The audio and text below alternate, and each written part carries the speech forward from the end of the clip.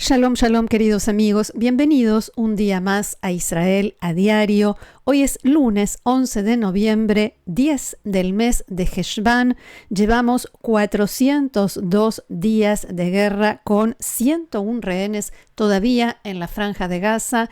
Y nada me gustaría más que empezar nuestro encuentro cotidiano de otra manera, con los rehenes de vuelta en casa y ya sin contar días de guerra. Y quién sabe, quizás haya una pequeña esperanza y vamos a verlo en las tapas de los diarios de hoy. Comenzamos con el diario Ma'ariv, que abre su edición con un titular entre signos de pregunta. ¿La guerra está en el tramo final? Los esfuerzos para llegar a un acuerdo en el norte están alcanzando su punto máximo. El ministro Ron Dermer, dice la bajada, aterrizó en Estados Unidos para impulsar un cese de fuego y hasta el nuevo ministro de Defensa de Israel, Israel Katz, ya declaró: hemos vencido a Hamas y doblegamos a Hezbollah. Mientras tanto, los disparos de misiles y lanzamientos de drones continúan, incluso en este momento. 3 israelíes resultaron heridos en una ráfaga contra la Galilea Occidental, nos dice el diario. Informes en Siria: fue eliminado Salim Ayash, uno de los acusados por el asesinato del ex primer ministro libanés Rafik Hariri. Vamos a poner un poco de orden y a ver cada uno de estos temas que mencionaba la bajada del diario Ma'ariv en su tapa de hoy. Vamos a verlos cada uno por separado. El ministro de Defensa Israel Katz dio un discurso ayer en un acto en el que se despidió de su cargo anterior, ministro de Relaciones Exteriores, y entre otras cosas dijo lo siguiente. אנחנו ניצחנו את החיזבאללה וחיסולו של נסראללה זו גולת הכותרת. עכשיו תפקידנו להמשיך בלחץ ולממש את הפירות של הניצחון הזה על ידי הבטחת שינוי המצב הביטחוני בלבנון. Y Katz agregó que esto tiene que ver con todo lo relacionado con Israel, o sea, él no se mete en lo que sucede dentro del Líbano, no solamente en la franja del sur libanés, cerca de la frontera, sino también en los pasos fronterizos y también en todo el esfuerzo relacionado con impedir el rearme de Hezbollah. Todos los medios interpretaron que Katz estaba dando una señal más que clara de que se acerca el final de la guerra.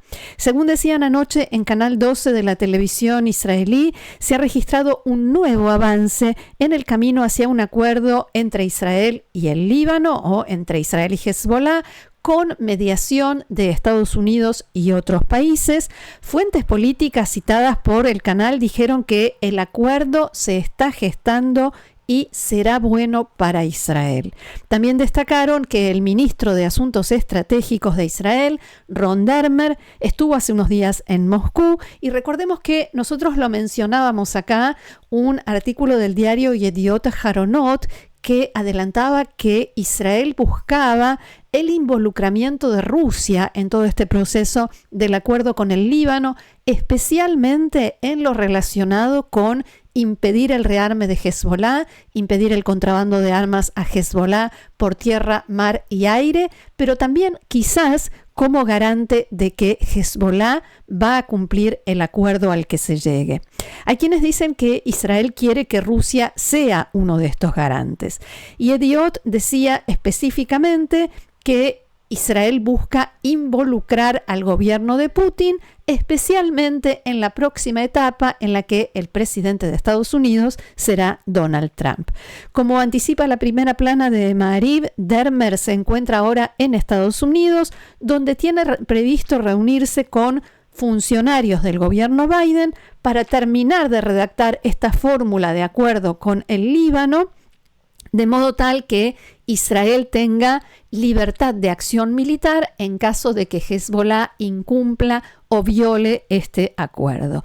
El ministro Dermer también se va a reunir con el presidente electo de Estados Unidos, Donald Trump, que según este reporte de Canal 12, quiere ver firmado y sellado el acuerdo antes de su ingreso a la Casa Blanca. En otras palabras, hay consenso en Israel y en Estados Unidos en que, gracias a los logros militares de Israel, llegó el momento adecuado para un acuerdo, por supuesto, favorable a Israel. Hasta tal punto está claro para el gobierno que los objetivos en el norte se cumplieron y que es un momento adecuado para el acuerdo, que el ministro Katz, en su primer día como ministro de Defensa, empieza por destacar los logros del ministro anterior o del gobierno anterior con otro ministro de Defensa que era, como sabemos, Yoav Gallant. Vencimos a Hamas, doblegamos a Hezbollah, eliminamos a Nasrallah, dijo Israel Katz.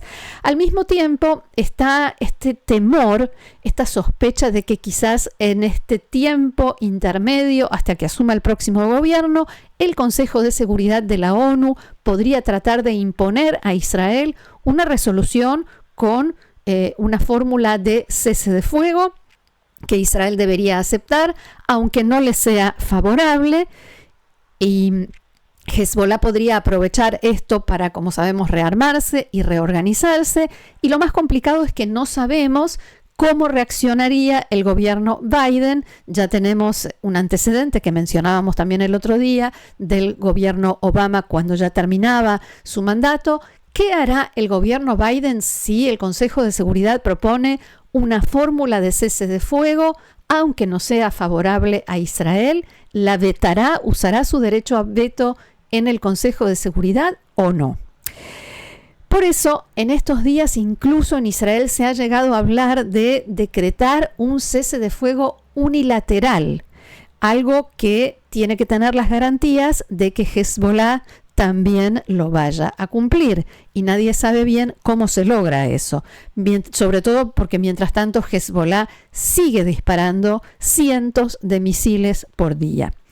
¿Y qué sucede del lado libanés? Porque hasta ahora hablábamos de Israel y Estados Unidos poniéndose de acuerdo para proponer una fórmula, para llegar a un pacto, una resolución que finalice esta guerra. Pero ¿qué pasa del lado libanés? ¿Hay con quién hablar? ¿Hay con quién firmar un acuerdo?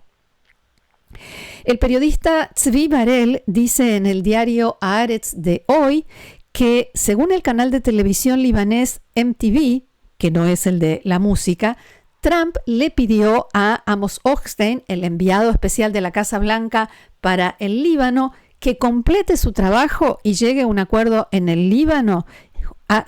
Hochstein, hay que recordar, ya estuvo en esta zona más de 12 veces y esta semana va a volver a estar en el Líbano. No necesita que Trump le pida o lo empuje a tratar de alcanzar un acuerdo. Él mismo lo quiere, lo está buscando, sobre todo porque quiere conseguir al menos un logro para el presidente Biden antes de que termine su mandato en enero, en esta extensa guerra que ya lleva bastante más de un año y en el que la administración Biden no puede mostrar ni un solo logro, nada que se parezca a un éxito. Sin embargo, y después de todo lo que dijimos, como decía, sobre los avances entre Israel y Estados Unidos, hay que admitir que del lado del libanés no hay con quien firmar un acuerdo. ¿Quién es el soberano en el lado libanés? ¿Quién da las garantías en el gobierno libanés? Y si no se firma, UNIFIL, la fuerza de paz de la ONU, que ya vimos cuán efectiva y eficiente fue y es, seguirá siendo la única fuerza internacional allí presente. Y si no se firma y no se dan garantías, el gobierno libanés no va a poder apostar, distribuir allí en el sur del Líbano a su ejército y tampoco se puede comprometer a que va a desplazar, a que va a poder expulsar de la franja del sur del Líbano, del río Litani hacia el sur, a terroristas de Hezbollah, porque la realidad muestra que no puede hacerlo. Muchas veces hablamos de las diferencias internas que hay en el Líbano, los tremendos conflictos internos que hace que el Líbano ni siquiera tenga un presidente. Y para que entendamos en este punto respecto a un eventual acuerdo con Israel, El conflicto o el desacuerdo interno no solamente tiene que ver con las divisiones entre el gobierno y Hezbollah o las divisiones entre sunitas, chiitas y cristianos, sino que incluso dentro de cada una de esas comunidades están en desacuerdo sobre qué hacer y cómo terminar esta guerra con Israel. Y este fin de semana se vio un ejemplo muy claro de esto. El primer ministro del Líbano, Najib Mikati, convocó a una reunión con 24 de los 27 miembros del Parlamento que son sunitas para pedirles apoyo para exigir que Hezbollah cumpla la resolución 1701, esta resolución que sabemos que dio por finalizada la Segunda Guerra del Líbano en 2006 y que establece que Hezbollah tiene que desplazarse más al norte del río Litani y no puede estar en esa franja aledaña a la frontera con Israel. Esta reunión a la que convocó el primer ministro libanés con su propia gente terminó en una pelea que los medios libaneses describen como una batalla campal, porque algunos parlamentarios reclamaron que se debe exigir no solamente que Hezbollah cumpla la resolución 1701, sino también su desarme y que el Líbano tenga un solo ejército, el ejército libanés, sin milicias armadas. Por supuesto, no se pusieron de acuerdo, no llegaron a nada y esto no nos da muchas esperanzas, por decirlo de mínima, sobre quién puede hacerse responsable de quién va a firmar el acuerdo y quién garantiza que se cumpla en el futuro. Y para colmo, los líderes de las demás comunidades, como los cristianos, por ejemplo, ya empezaron a hacer sus propias convocatorias. Cambiamos de tema y durante la noche las fuerzas de defensa de Israel comunicaron que derribaron 4 drones lanzados contra Israel desde el este, una expresión que normalmente se usa como código para referirse a Irak. Según el ejército, 2 de los drones fueron interceptados antes de entrar en el espacio aéreo israelí.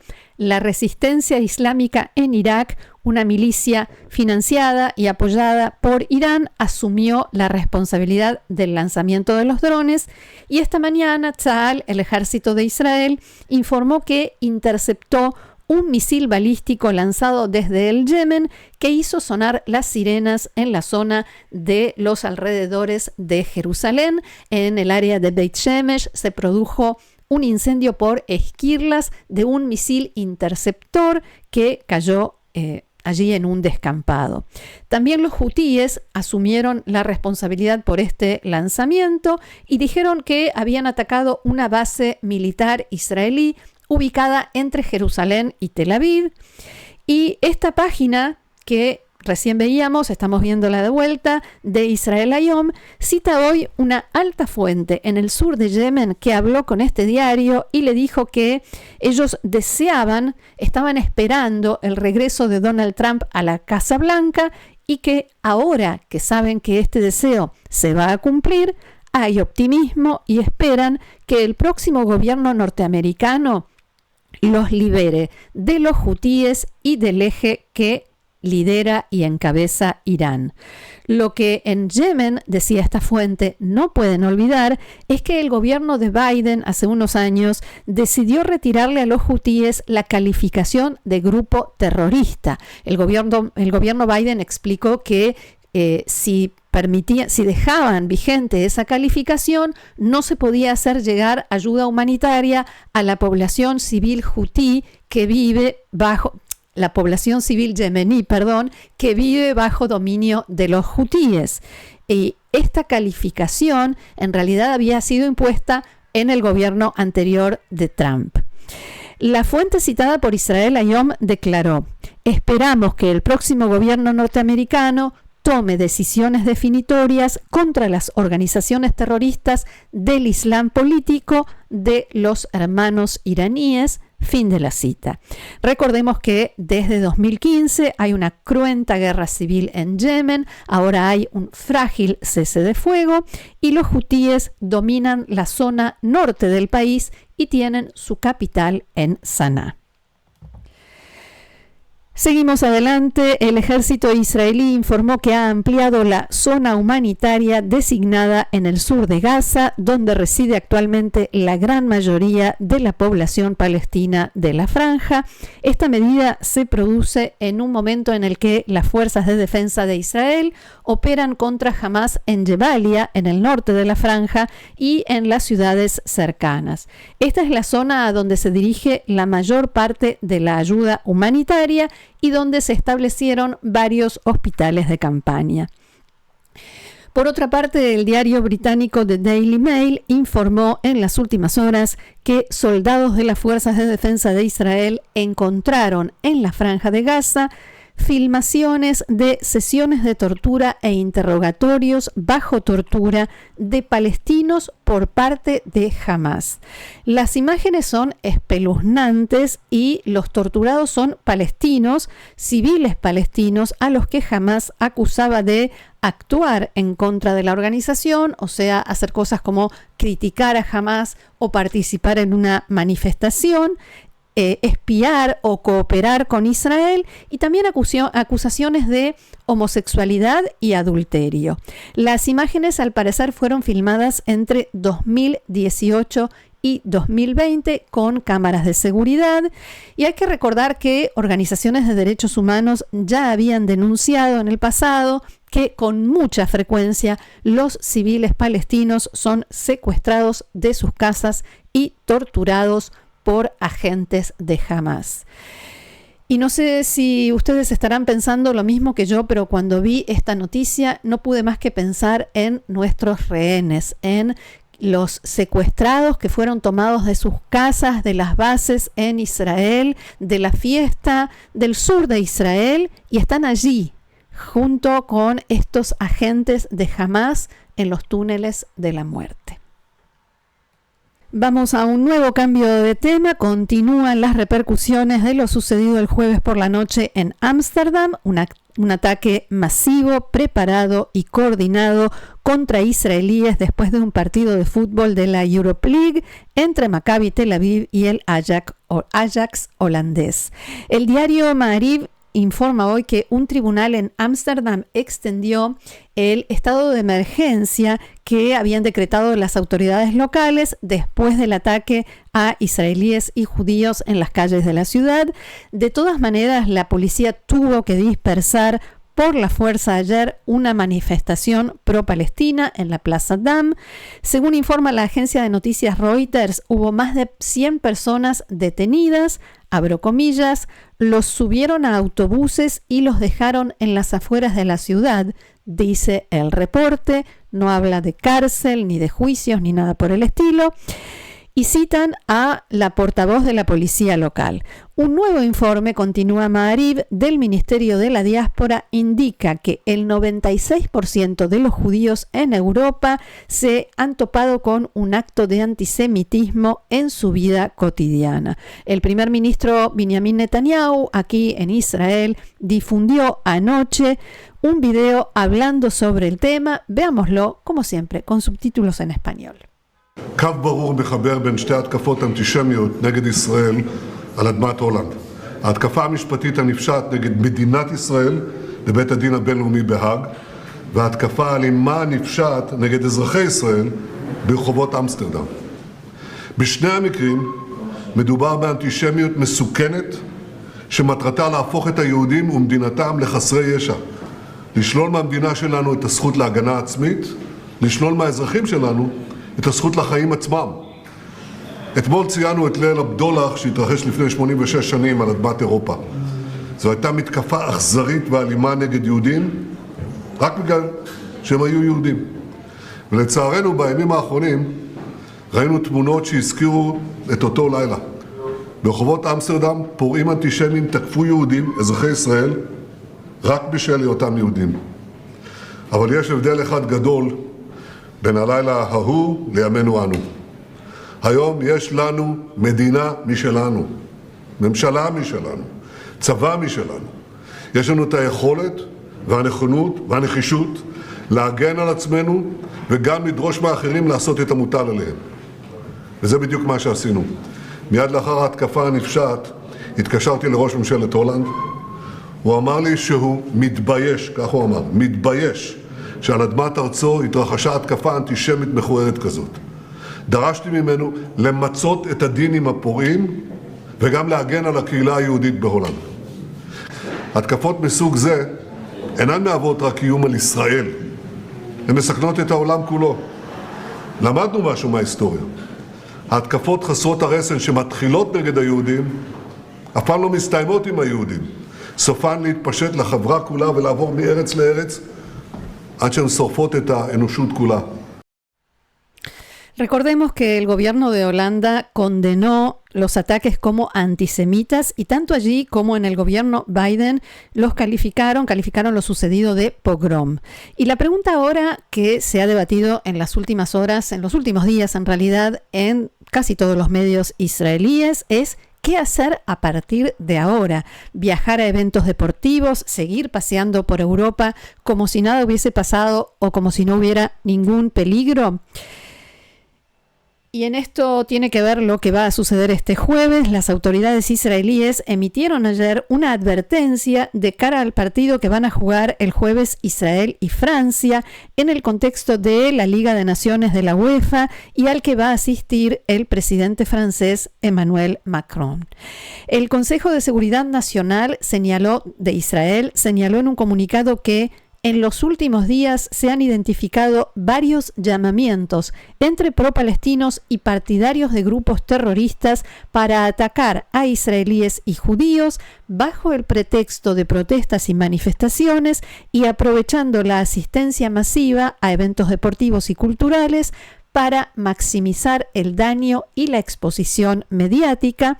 El Consejo de Seguridad es el organismo que emite habitualmente alertas de viaje, avisa a israelíes, no vayan a tal o cual lugar o salgan de allí de inmediato. En este caso, como decía, esta es la advertencia y agregan que los israelíes deberían evitar por completo los partidos y eventos culturales que tengan participación israelí durante la próxima semana, o sea, no vayan. El jefe de la policía de París dijo que van a desplegar 2.500 agentes alrededor del Stade de France, el estadio donde se va a jugar ese partido, además de otros 1.500 en los alrededores de París y en los transportes públicos. Y vamos a noticias que no están en los diarios de hoy. El primer ministro Benjamin Netanyahu presentó un pedido formal para postergar su testimonio en el juicio en su contra hasta febrero de 2025. La fecha original era el 2 de diciembre, dentro de poco más de 2 semanas, y entre los argumentos de Netanyahu para presentar su pedido están: primero, que el manejo de la guerra le quitó al primer ministro y a su equipo jurídico el tiempo para prepararse para brindar este testimonio ante el tribunal. Y segundo, la falta de medidas de seguridad y protección suficientes y adecuadas en la sede del tribunal, especialmente debido a que no hay allí un refugio o espacio protegido. El Tribunal de Distrito de Jerusalén, allí donde se dirime este juicio, estas 3 causas contra Netanyahu, anunció que va a celebrar una audiencia el miércoles, o sea, pasado mañana a las 11 de la mañana, para definir esta petición de Netanyahu. Y la presidenta del tribunal, la jueza Rivka Friedman-Feldman, ordenó a la Fiscalía que presente su respuesta a la solicitud antes del mediodía de mañana. Hasta aquí nuestro encuentro de hoy. Muchísimas gracias por haberlo compartido con nosotros y no me canso de agradecerles muchísimo de corazón esos mensajes tan lindos y tan cálidos que nos hacen llegar. Los invito, como siempre, como cada día, a seguirnos aquí en el canal, a suscribirse y a compartirlo. Gracias otra vez. Los espero mañana aquí en Israel a Diario. Que tengamos buenas noticias. Shalom.